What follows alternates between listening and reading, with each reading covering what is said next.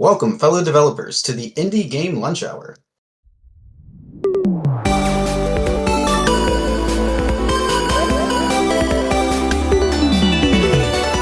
The Indie Game Lunch Hour. In our live magical podcast, we give listeners the chance to hear stories of breaking into the industry from industry veterans, as well as giving them a chance to ask questions at the end of each episode. Today, I am Rick Williams. I'm guest hosting for Willem while he is on vacation with his family on the west coast of the US. Today, we're talking with Elaine Gómez. She's the president of Latinx in Gaming and is actively doing freelance game design for an undisclosed but announced project. It's going to be out there somewhere. Look for it. Elaine, what are you having for lunch today? Do I actually have to say what I'm going to eat? Because I have no idea. It's it's actually totally okay. Most of the time it's coffee.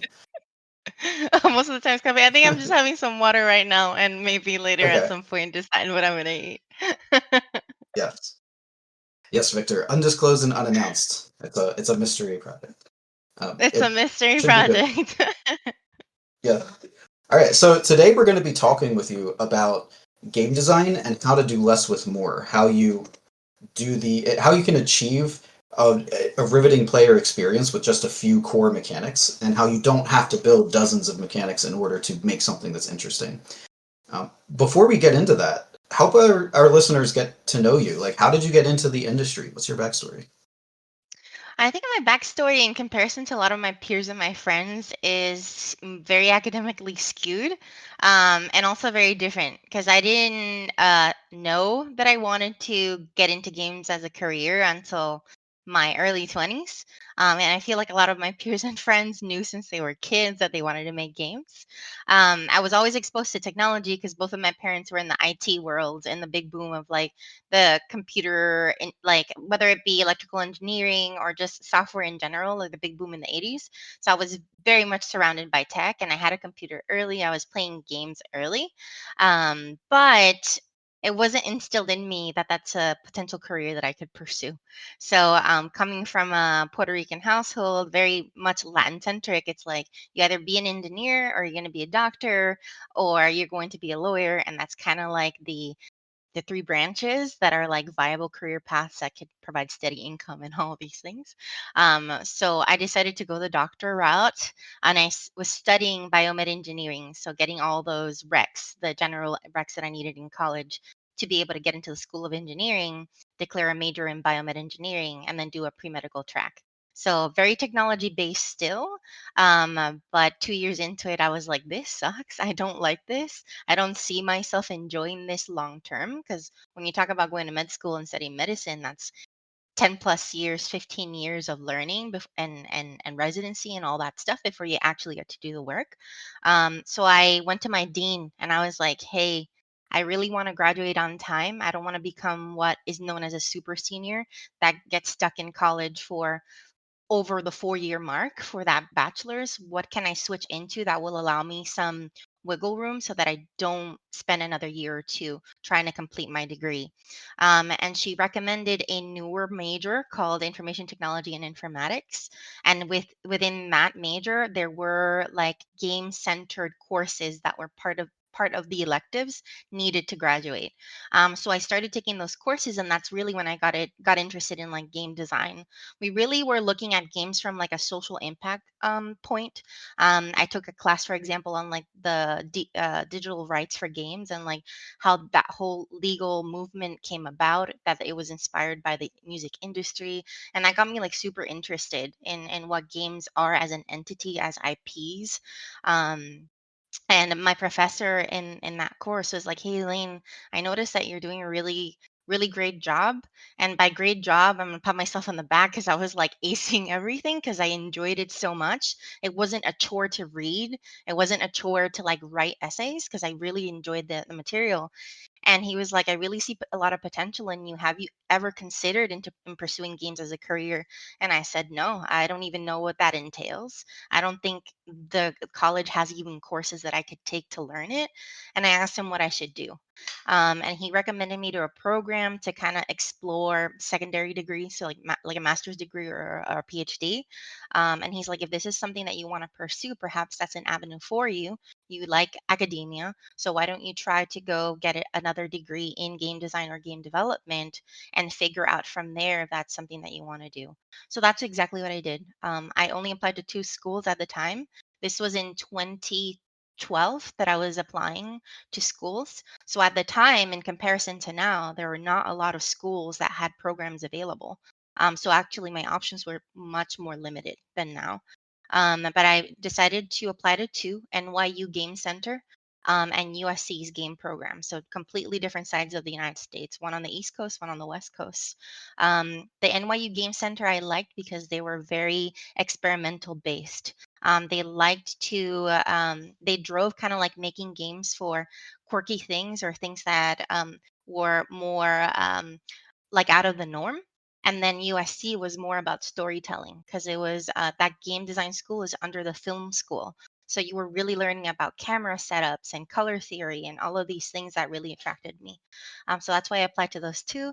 NYU rejected me, USC accepted me. So then I went on my merry way and moved from New Jersey to LA to pursue that degree. And from then It's a on, it's decision been game simple. design and game dev.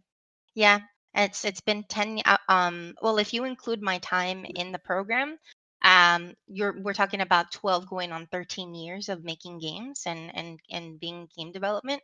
But as a professional, after graduating and landing like my first contract, it's been 9.5 years since I've been making games. So that was kind of like my track. That's awesome. Can you elaborate a little bit more on what you were doing that caused your advisor to say, "Hey, games might actually be for you"? Like, what were the things that you were latching onto that they said, "Hey, you should really dive into this a little further"? I really think that because I was really into the topics, I was raising my hand a lot to like talk in class. And I was asking a lot of questions. Well, why was this made this way? Why did they decide? Why did this team of developers decide to make this game about this thing? So, for example, one of the games that I like is so memorable to me. This class that we took where we played a game called Spend. I don't know if anybody has ever played Spend, but it's a web game. And in Spend, it could be considered a serious game if anybody knows about that genre. They're games that are educational and speak a little bit more about serious things, which is called serious games. So they're not about entertainment, but they really are about kind of like enlightening you about a topic. And Spend was about literally simulating being part of a low income family and working, getting money, and at the end of every day, you have to pay your bills. So that's why it's called spend. You have to spend your money. And the whole idea is to open up your eyes about how difficult it is for low income peoples to be able to pay their bills on a monthly basis because it's a day-to-day struggle. Sometimes you can get a little bit more money than other days. Sometimes you can't because your child needs to, I don't know, go to a field trip. Do you want to give that child the $20 for the field trip, or do you want to hold on to those $20 to get food? Like those are the type of decision making, type of decisions that you need to make in that game, and they were like really harsh. And I remember all of us in the classroom being like, I would have never thought about this being an issue on a day to day because I've never had to deal with this before. So that to me, when we started playing games like that, and we had like group discussions, and then we asked why did these people make this game like this, why is it that they decided to do this, and then the professor would give us more details. That to me was like, it was such a like a wow moment of how impactful something so simple yet interactive, how that could really affect people's emotions and make you think about things that you've never thought of before. So I really think that's when he saw kind of like the light bulb come on for me, and that's why he noticed that perhaps this could be a thing that I would enjoy doing. Yeah, that's definitely true. One of the powerful elements of game design is you can put somebody in shoes that they may never otherwise be able to experience, and you can give them an understanding from a perspective they've seen from the inside. Even if it's temporary, it's through an interactive experience. It's something that you may otherwise be completely blind to. That's and that's a medium that, or that's something that the game medium has that's different from something like just watching movies, because you are actively involved in that experiential process, and and it can be very powerful for instilling new perspectives.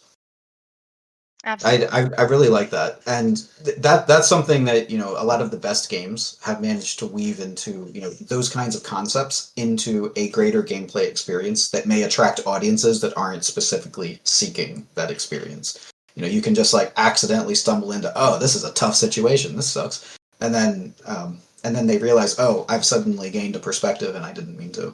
Like, yeah, that's Exactly. really Yes. that's really cool. So let's jump into the substance of or the meat of what this episode is supposed to be about. Game design. You touched on it a little bit already. Doing less with more. What do you think is most important to figuring out how to create a compelling gameplay experience for players?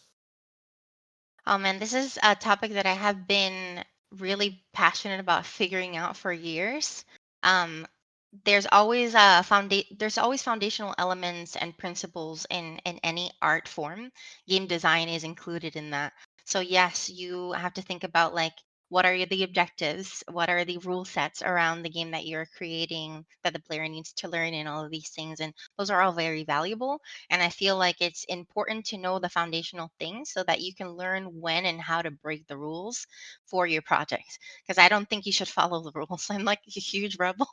That's why I'm like anti like game design documents at this point too, which is like a whole nother different discussion. But there's new ways and evolved ways to do things and communicate information to your team and to your people.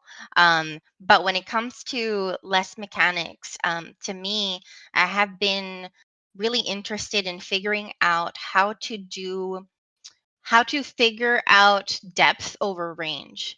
And we see that in comparison, well, clearly with resources, indie games versus AAA games. When you have money in your pocket and you have resources and you have more time and all of these things, the amount of things that you can add to the game starts to increase, and potentially so much so to the point where now your games are delayed and things are kind of like falling off the bandwagon because things are just not aligning in the same way that they used to be, because the sheer volume of systems and features is just too much, that you kind of lose your vision, right?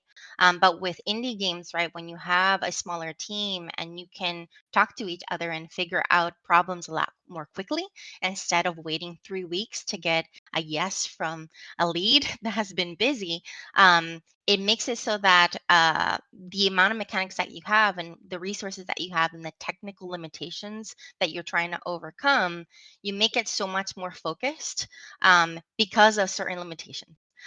So to me, I've kind of been in both worlds my entire career. I've been making games for myself. I have my own indie studio. I do all of that in tandem to my full-time job at either a AAA studio or another person's indie studio where we're making projects together, right? And what I have found being in both worlds is that players don't really care about engaging with 50 million things. They care about engaging with a couple of things that feel really, really good and natural and that make progression easier and make it fun, make it engaging. And the more and more I dive into it, because I'm a big thinker, so I'm like, why do I feel this way? Why do I have an inkling of this being a potential reality? Then I start researching and trying to play games that perhaps may give me more insight into these feelings that I have. And the two examples that I want to share with you all are both games that I love. One being Legend of Zelda Ocarina of Time. It was very forming for me as a designer, Love that and it game. has been a big reference, not just for me, but for a lot of designers all over the world, because the structure of the design and the way that you learn and discover mechanics and utilities is feels so natural and organic. So when we talk about Ocarina of Time, the way that it was designed, you have these different zones, right? You have the forest, you have the desert, you have the shadow, the cemetery area, and all these zones have accompanying temples that you go in. And for those of you who have not played, it's a little bit similar to Breath of the Wild if you have played that. Um, but this concept, this design concept of allowing you to go into a zone and giving you a very limited set of mechanics and gear. So you have, like, for example, if you go to the Goron village, which is like the desert, you are given, well, not the desert, like Rocky Mountains. You're giving a bomb, right? It's a bomb, and you learn throughout the pathways and like combat that you can throw this bomb against cracked rocks, and that potentially opens up a secret area. You can throw bombs at enemies and you could give them damage. And you start learning all of these things, and it culminates into this big boss fight in this temple where everything that you have learned to do with this bomb is now applied to defeating that boss. And that design to me is was like mind blowing. I was like, wow, you make it so simple, it's so attainable, and it really just that it's just a lead up to this big finale at the end. And every zone is kind of designed in the same way. You're giving a special tool, you're giving a special mechanic, and you use those in combination with different things to solve puzzles. You use it to do your combat sequences, and then at the end you put it all together for this boss. So to me, that's been very formative. I think about it in that way too. How can I teach the player how to do something without hand holding them and having to put up a UI prompt that says, use this button and this button to do this thing? Because we have leaned on that for so long. And according to time, it's like, figure it out. Like, you don't necessarily need to put prompts and handhold me. I want to discover what I can do. I want to discover how much I can push this mechanic to do whatever it is that is in front of me. So we have that example, right? So to me, that's an example of doing a lot with little. You're giving me one to three mechanics potentially, and then you're mix and matching them in different ways, and I'm discovering how to use them and utilize them to my advantage. So that's I one think example. the pacing there is also Yeah, very important because absolutely. as you're talking about this, it makes me think how each dungeon, yes, it had the things that it introduced you to, but the entire child sequence of that game, like the arguably the first half, not half, first third of the game is tutorial teaching you the basics. And it gives you a Hmm. chance to engage with mastery of those mechanics before you progress into the Absolutely. adult phase of the game where you have to use all of those techniques creatively. Absolutely, yeah. And pacing is also super important too, because you're giving the amount of time necessary, like you said, to be able to, like, not just learn it but end up mastering those things. In comparison now to me, that's in one end of the spectrum, and at the other end of the spectrum would be, again, another game that I love. Not saying that it was badly designed or there's anything wrong with it, but a game that has a lot of mechanics, like Horizon Zero Dawn, where you're introduced to a slew of them in a very short amount of time. And there's a little bit of information overload involved there when you're trying to figure out, okay, I have a bow and arrow, and then there's arrows that have different elements attached to them that do different things depending on where I'm shooting it at. Then you have traps, and then you have these other mechanics that you can use in order to be able to stop one of the machines from coming at you, and or stun them so that you can get the canisters off, things like that. So to me, if I were to be really honest with you all, I played almost the entirety of Horizon Zero Dawn with just bow and arrow and nothing else, because I didn't need it. It wasn't necessary for me to use the traps and all these other things. I enjoyed the bow and arrow and the elemental types sometimes that came about because it was easier to defeat an enemy with elemental types. But I didn't find the necessity to actually engage with all these different types of systems. So to me, that's an Accidental easy mode. example. What'd you say? It's accidental easy mode. Like there's that one meta strategy that just works to get you through the game in a Yeah. casual, non optimal way. Exactly. Like it's like being the sneak Hmm. archer in Skyrim. Yeah. And then there's nothing wrong with that. I do think that there can be value to having lots and lots of mechanics and lots of things to engage with in a game, but really truly it has to speak to, like, the core design of the game. If it is something like Factorio where you're trying to, it's literally like a simulation and like builder, and you're collecting all these resources and you're constantly creating things, that's different because that's a different type of game, right? But when you're doing like an action adventure a little bit, and you want to focus perhaps on a few things, think about then the amount of mechanics that you're introducing, because it might be that one mechanic or two are actually the highlight, they're the primary, and everything else becomes potentially tertiary to the experience that you're building. So to me, that's on the other spectrum, where we have these two examples, Ocarina of Time and Horizon Zero Dawn, where you have range, you have lots of range in Horizon Zero Dawn, but perhaps very little depth, because it's very one to one. In a trap, with a trap, you trap something, and that's all that you can do. Versus in Ocarina of Time, if we can look at something like the hook shot, well, the hook shot, you can use it for enemies, you can use it to get from point A to point B. There's a few more utilities for that one mechanic than just a one to one use case.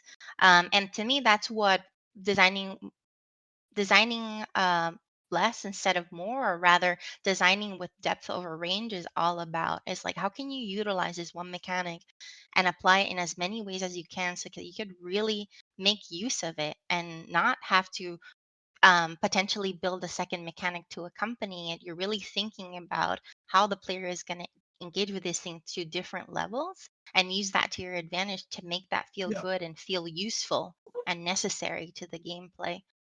So yeah, sometimes I feel that in games you can condense 15 mechanics into three or four, and that really is the core of the gameplay, to be So honest.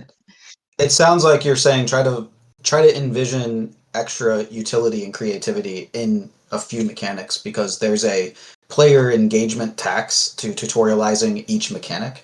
And if you can have the player learn one mechanic but use it in multiple ways, that way you don't have to teach them, here's our four different mechanics to do four different things. You make that one mechanic do but interact with the world in four different ways. Exactly, right. And then through the discovery is how you learn how those things can be applicable to multiple ways. And I think that provides, like, that opens the door for um like for, I don't know, for just joy to occur sometimes, because I get really frustrated with games that are like very complicated and require a lot of mental gymnastics in order to figure things out. um but it simple does not mean that you lack design depth, right?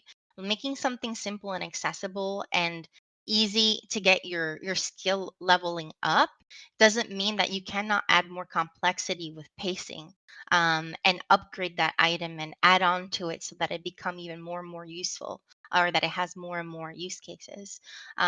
So I also want to drive that just because you may be focusing on a smaller set of things does not mean that the game should suffer when it comes to it not being feeling complex enough. Because I feel like we misinterpret or misdefine the fact that by adding more things to a game, therefore we're making it more challenging and more complicated and more valuable. And that's not true at all. Sometimes it's Yeah. the opposite.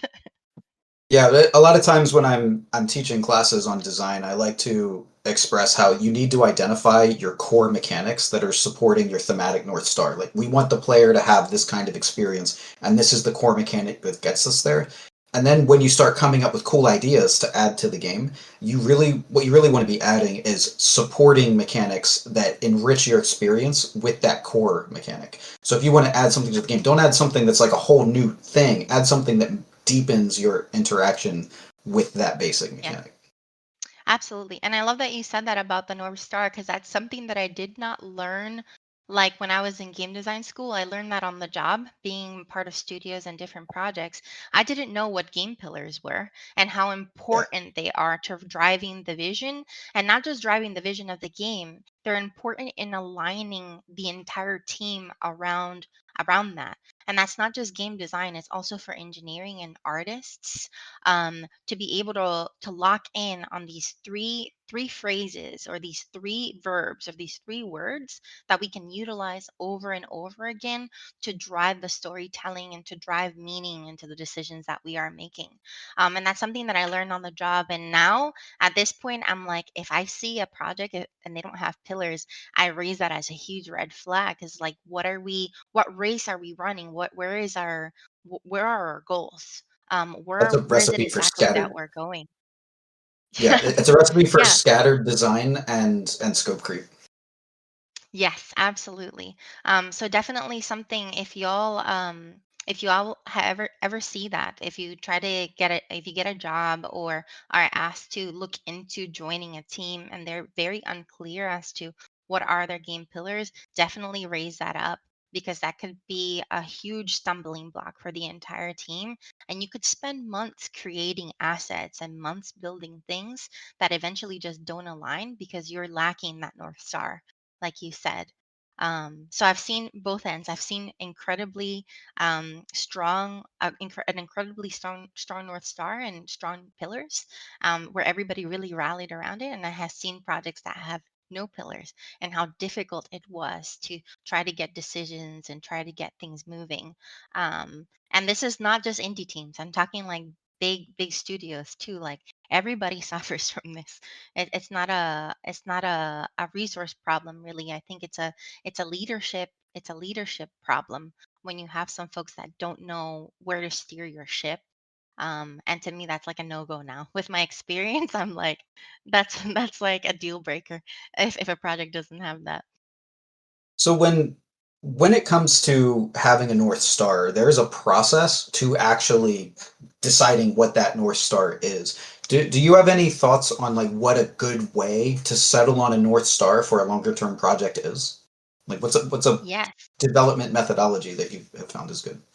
Absolutely. So I got the chance to draft the design pillars for one of the projects that I was a part of at a studio called Worlds Untold, which no longer existed. It shuttered at the end of last year.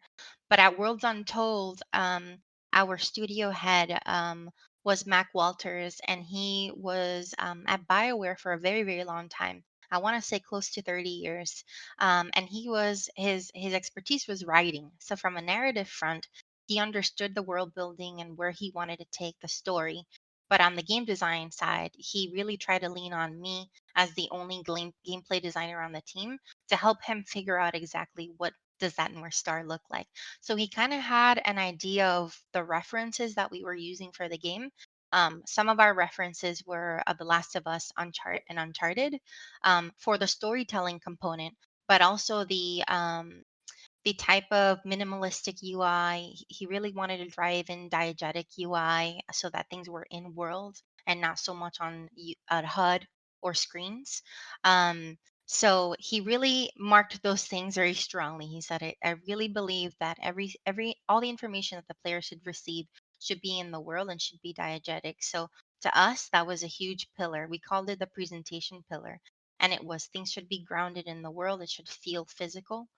It should feel interactive when you're trying to engage with certain things. It shouldn't feel like magic or something that doesn't make sense in the world. Another pillar that we had was collaboration and connection. So in our story, it's a story about two siblings that are going through. It was a story about two siblings that were going through a situation and they had to get out of it. And the entire gameplay was with co-op between the player and a AI companion.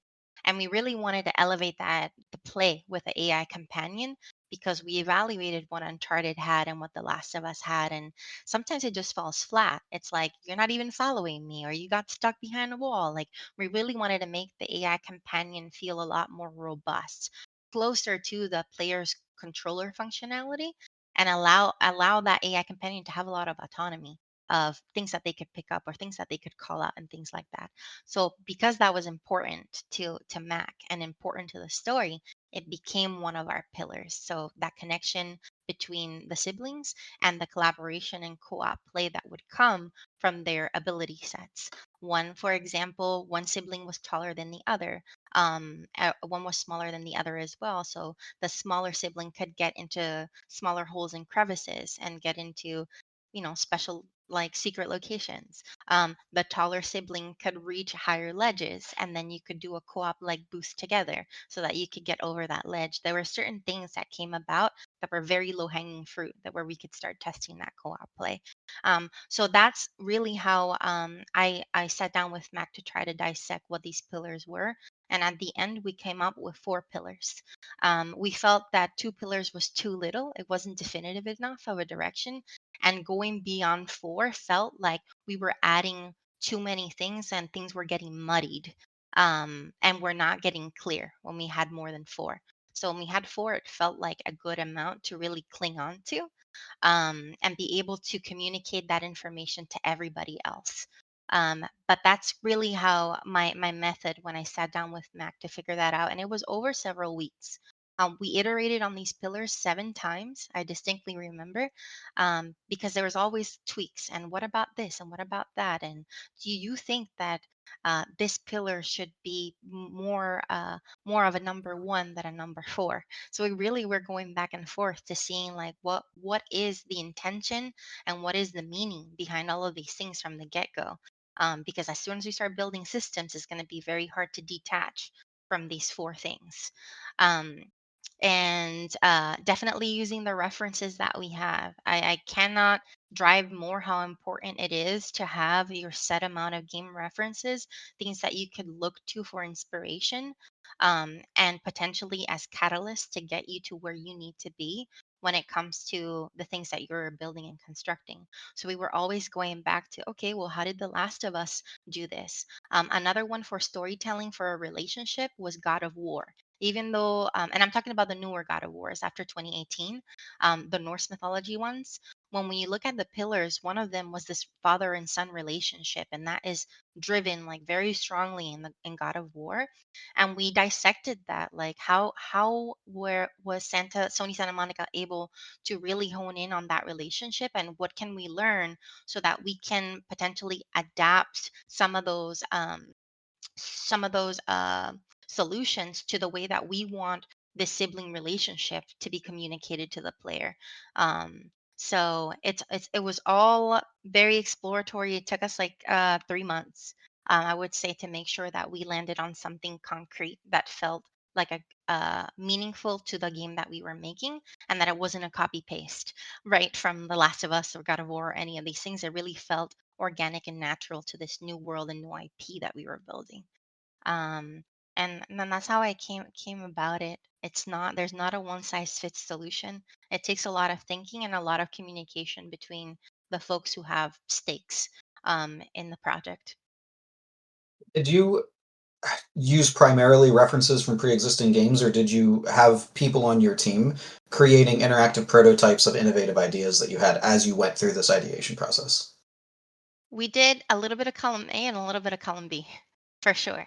I like to be very organized and have an action plan before I go in engine. I think that is something that was instilled in me at USC's game program, where the motto was fail fast, fail often. And how can you fail fast and often the most? Pen and paper.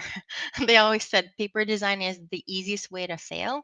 And that includes making a mock up of something. I have mocked like a UI up to like display information and quickly understood, wow, this is absolutely garbage. This is not going to work. Then I'm glad I did it as a mock-up in Miro versus going in engine. But yeah, I like to paper design. So we did that quite a bit. And I'm also a big fan of having multiple solutions to something. I learned that really early in my career, that just providing one solution to something is not the best solution. And sometimes you fall into that trap because you have a limited amount of time. Like, you have a milestone and you need to create that design for that date, and it needs to be done then, and that's it. And I've fallen into that trap where I only provide one solution. We end up going with it. And months down the road, we're like, I don't know if that design was the best one to communicate what we wanted to communicate. But now we can't go back because we have accumulated technical debt, and we cannot change it. So we'll just work around it. So now I have learned to provide at least two examples that I feel really strongly that could be potential viable solutions. And then as a team, going through it together, where these are the two, how do we feel about it? Because most of the time, A and B are great, but the best solution is actually a combination of A and B, or maybe it's A plus C, which is a new idea that folks came up with by being presented those two options. And I really like that collaborative approach of just bringing from my expertise, bringing it to the table and saying, hey, team, these are the things that I'm thinking about. What do you all think about that? Do you think that it's viable? Should we start from scratch? And often than not, we can get to something really great together by combining it or tweaking one of them over the other to find a solution. So a lot of paper design on that. We use Miro quite a bit to ideate and then pull references from games. It's like the interaction of this game where you do this, or it's kind of like the mini game of this other game where we did that. And we would definitely minimize the amount of information overload, so we only would fixate on exactly what it is that we were getting inspiration from. And once we aligned, then we went into Engine, which at the time was Unreal 5, to put something together in blueprints really quickly to communicate that paper design and see if it felt good. And if not, back to the drawing board, or communicating with each other why it didn't feel good and potentially coming up with some solutions. I love that as feedback. Like the big thing that I took out of that is that you are thinking in options where as a designer you're trying to ideate the possibilities and then you bring it to your team for a conversation. One of the most rewarding elements of working on a team is when you come together and other people's minds come in and you end up with something that was better than you ever would have thought of on your own. And by not just saying this is the design, that this is what's going to be great, you free yourself from that commitment to an idea and getting too locked in, but then you also create an open space and an invitation for that collaboration with other people, which makes it very it sounds like the teams would have a lot of fun and it would be very rewarding that way. Yes, yeah, absolutely. And of course, this changes depending on team size, right? Like, I don't know what it's like coming up with ideas and prototyping things at a big AAA project that has hundreds of people versus a smaller team like the one where I was at World Untold, where we were about 30 to 40 people, and we have co-dev as well on top of our team. So we were kind of like 50 to 60 when we combined all of us together. Like, I don't know what it looks like to have hundreds of people. Clearly that's not feasible to be more democratic and get everybody on board. But usually it's like the design team, so it's like 10 people, that feels much more viable to get everybody together and be like, hey, these are our options, what should we do? And I feel it's also a way to get everybody invested and involved in the process, because it feels bad when you get siloed and you're part of the team but you feel like your opinion is not valued, or you feel like um, how you think about something is not seen. And that's something that I really strive to do, and I'm trying to get better at as I get older and I get more experience. Is like, how do I make sure that my team feels included in the decisions that we are making, so that an engineer 2 weeks from now isn't like, well, I didn't know that we were building this mechanic. Like, nobody told me. It's like, no, everybody should be on the same page, at least at a very low level.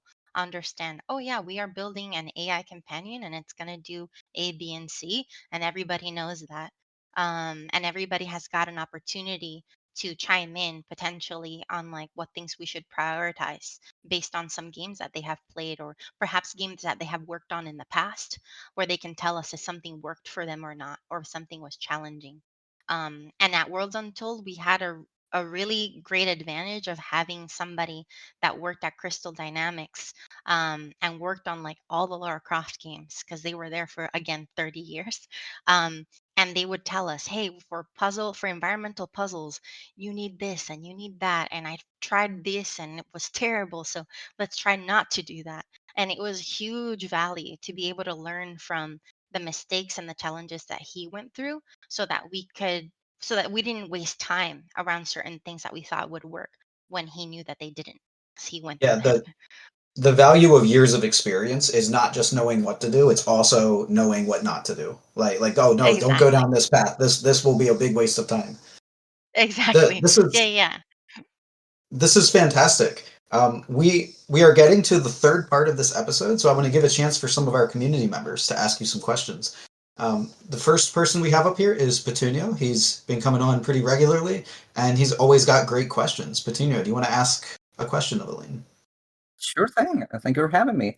So, you were mentioning about Horizon Zero Dawn that you played mostly with the bow and arrow. What would you recommend for games that like don't seem to incentivize like alternative playstyles? Because there's just one playstyle that's just really, really good. What would you recommend there? For that is hard too, because if a game has been designed from the ground up to really only cater to one play style, it's really hard to staple on different play styles afterwards and solve for that problem. So I think if you have already built a game, it's already out there and it's already one play style that kind of leans on it, then it kind of just that's just it. But in designing already, if you're if you're designing or you're part of a development team that's in production, or you're in the middle of prototyping, that's a question to ask very, very early. I'd say, what are the playstyles that we are catering to?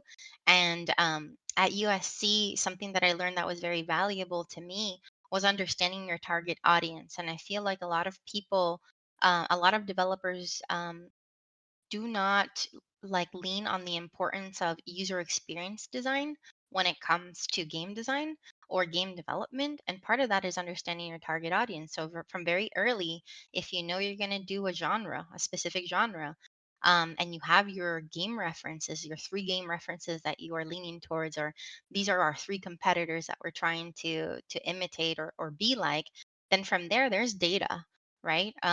For example, our world's Untold. We had The Last of Us, we had Uncharted, and God of War 2018.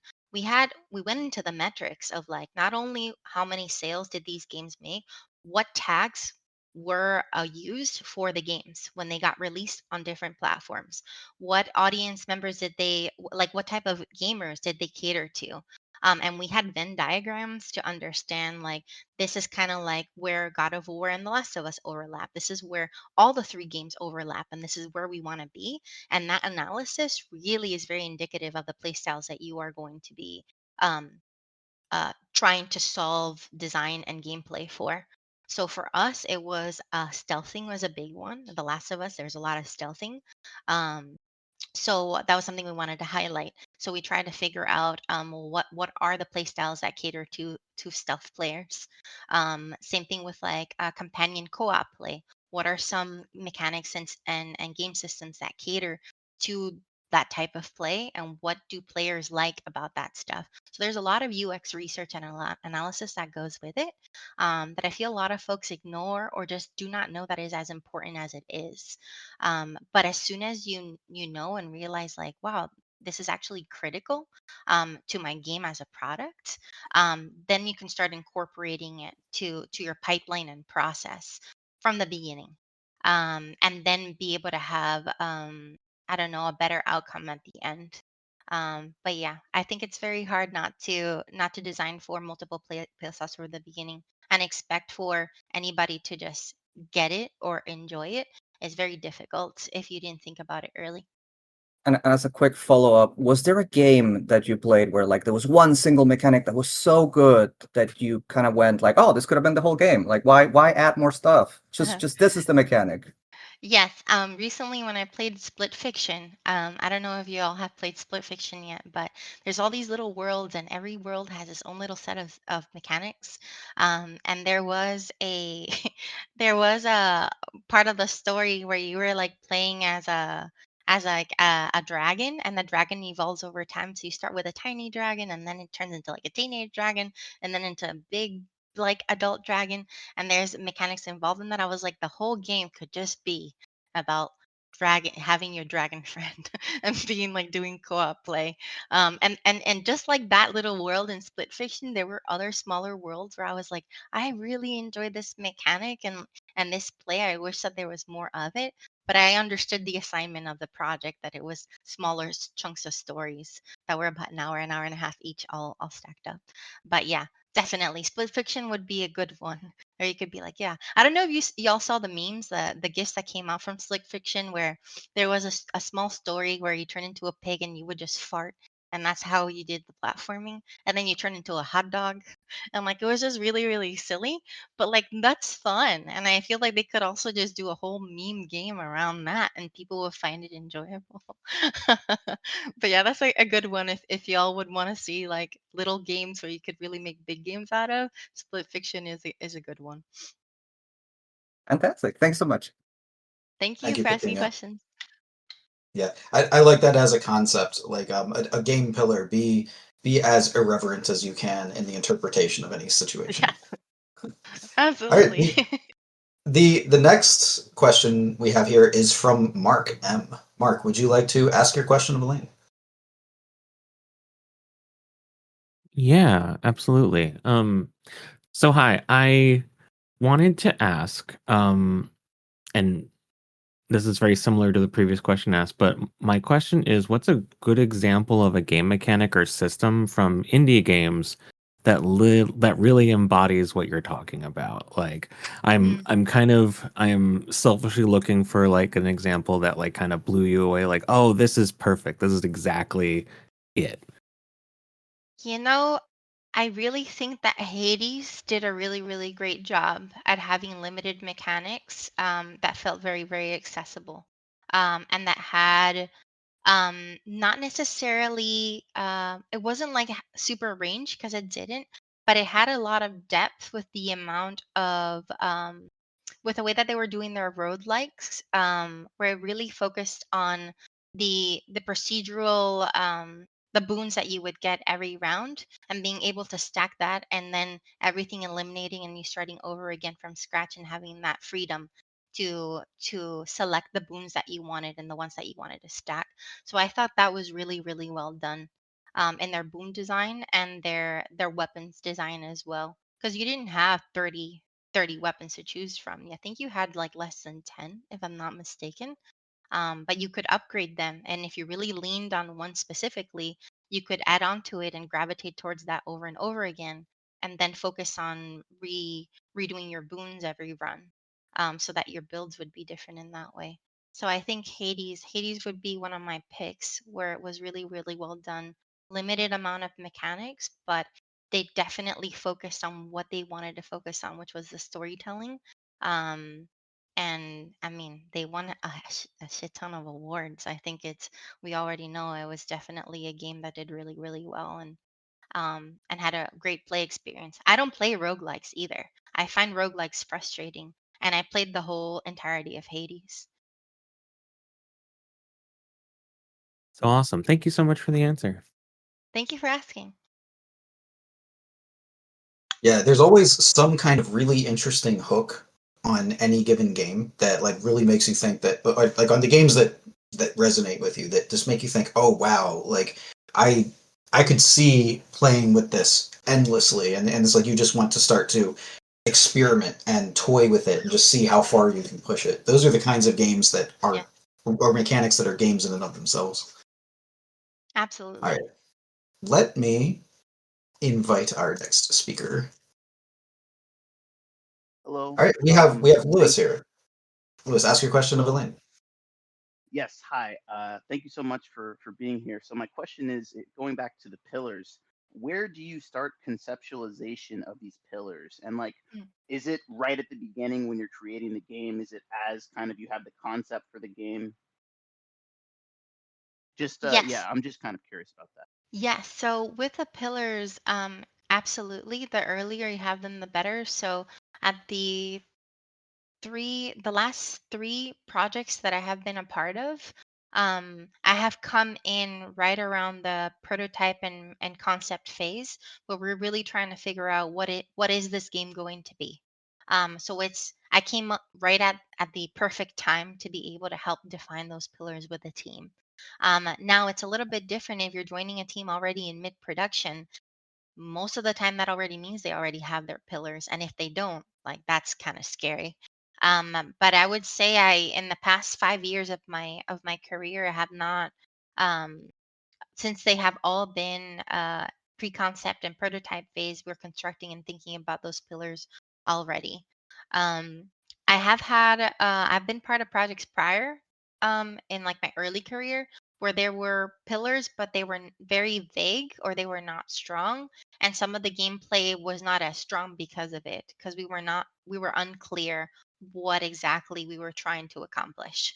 And I think at that point, yes, there's leadership and management and like creative direction that should have gotten solved, that me as a mid-level game designer, there's nothing I could have done. Right, because I'm not the CEO, I was not the creative director. But yeah, I would say definitely at the beginning most of the time. And if you're part of the project where it's your project and you don't have the pillars and you're already implementing, I would say stop, take a step back, and try to figure out exactly what is it that you're making. And it's very much what has been said before, that it is about finding like the soul. What is the core of your game? What is it that you're trying to say with this game? um, and you should be able to come up with three keywords or three phrases that describe your game that become the pillars.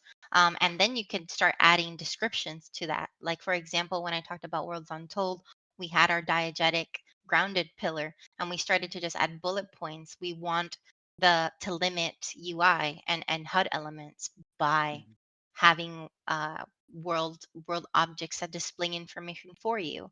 And since our world was sci-fi, we also would include things like use the sci-fi genre and tricks, like technological tricks like holographs and things like that, to display valuable information to the player that feels engaging and it feels eye-catching. And that's how we started to build and make sense out of all of those pillars that we were trying to gravitate towards. Did that answer your question? Yeah, actually, I was going to ask a follow-up question of can you Okay. provide an example, but you did that. So thank you so much. Okay. Completely answered my question. Thank you. Oh, you're welcome.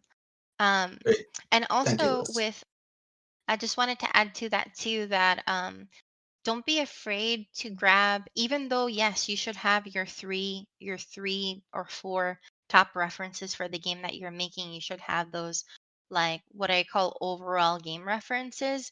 It's okay to have references to other games that are nothing like what you're trying to build, but you're trying to grab a specific mechanic or a specific feature from that game and use it as a reference for something, again, very specific. So for example, at World Untold, our diegetic pillar, Dead Space was nothing like the game we were trying to build. But for the diegetic pillar, the diegetic like Dead Space is known for being like the prime example for diegetic feedback, with Isaac's health pack being on his back, and you could see clearly like the health markers on his back. Same thing with the in world like objective locator, where you would like hold down R3 analog, the analog stick, and you would see a line that would let you know in world where you had to go. Like those were like some key like diegetic, I wouldn't say breakthroughs, but they're like iconic examples that a lot of people reference to this day for diegetic design. And for us, for the pillar, we reference Dead Space, those things about Dead Space, even though Dead Space had nothing to do with the storytelling game that we were trying to make. But it was critical for us to surface what about Dead Space diegetic design was really captivating and well done, that we wanted to embody in our design. That that is excellent. With the pillars, like we're talking about like when you have really rock solid pillars to land on. What about when you don't have a pillar well defined? Like you just have a cool idea that you have an inkling this would be neat. And you want to just explore what that could potentially look like, discover it before you truly understand it. Do you have any thoughts about how to uncover something like that? Yes, I think it's very, I think it's important to explore things that may be fun and neat, and ideas that come out of nowhere. Like sometimes somebody can watch a movie or watch a show, and then next day on Slack or Discord, they'll be like, I had this great idea. What if we XYZ? And then we kind of talk about it and see if it services the game. At the end of the day, even though you may not have strong pillars, right? You are still trying to strive to hit a specific genre. You still kind of know what your elevator pitch of this game is going to be, even if you don't have solidified three to four pillars. I would say lock in on that elevator pitch as best as you can then, because that one sentence or two should be enough to let you know what your game is about. So if somebody brings up, if you're making an action adventure sci-fi game, and somebody had a shower thought, which is what I call these spur of the moment ideas. A shower thought was just like, what if we have cyborg dragon that becomes our boss fight? But then in the elevator pitch, there's nothing about, you know, there being anything about game that culminates into boss fights to teach the player blah blah blah. Is that really necessary, even though it may be really neat and really cool? You know what I mean? I always say service your elevator pitch, service the soul of your game. Sometimes the cool ideas may deter from the direction that you're trying to take the game in, and sometimes they take a lot of resources and scope. in order to build and turn to life. So there's also tiers to your ideas. So what is the lowest hanging fruit version of that idea, and what is the most idealistic, prim and perfect version of the idea? And then kind of gauge in the spectrum to see, can we do anything in between here that will service the game? And if not, we can archive the idea, because there's always opportunities for additions down the road, updates, DLCs. All of these things are still all are possible in the way that we develop games now. So I don't think any idea is a bad idea, and I don't think that every idea is necessarily a no. Sometimes it can just be a not now, or hey, let's put a pin on it. But also, don't take things personally. When somebody tells you no, it's not about you as a bad designer or you being a bad idea or having bad ideas. It's always about like, hey, as a team, do we have time for this? Can we accomplish this? Scoping. All of these things are relevant. So don't think as no as a negative. Think of it as um, Focus. a not now. Yeah, Yeah. definitely. That's something that I definitely learned in my career in the beginning. I would get so bogged down when people would shoot down ideas that I would bring up, or they would heavily criticize and give me negative feedback about a design document or whatever. And I just learned to let it go, because at the end of the day, the best decision is the one that's going to elevate the game. It doesn't matter if I brought it forward, or if my coworker brought it forward, or the CEO brought it forward. As long as it's going to help the game shine, that's all that matters. You take yourself out of it. So that's something that I had learned the hard way as well. I cried many tears being like, I'm a terrible designer. People hate my work because they would give me negative feedback. But it's not a bad thing, it helps you grow. If I didn't receive negative feedback, I would never know not to design things a certain way and become the designer that I am today. So definitely don't take it to heart. Take it with a grain of salt, and iterate on what you can, and then the other stuff that perhaps you can't control, then it is what it is, and you keep moving. Yeah, I think there's two potential branches there. There's you have this shower thought for an idea that is actively in production, and you have the idea for a game that is, yet to be. And so you have a Mm, little bit more open-endedness to it. I think with the game that's in production, you definitely want to like pair your idea against that thematic North Star. And if it doesn't fit, then just shed it. Like don't even give it the time of day, because if it's not mm, contributing to if you can't justify why this is going to make the core experience better, then it's not worth putting your time in. But if you just have an idea for like, oh, this would be a really neat mashup, as a game builder, I'm a generalist. I'm able to like quickly mm. prototype things. I like to just throw an idea together, but limit the scope of it. Like do a 2 week or a 2 day game jam. Just give it a weekend and just like try to do a tech demo of like what you envision that core loop to be, and just see if there's legs to it. I Absolutely. Yep. Yeah. All right. So this is the end of the episode. Thank you so much for coming on.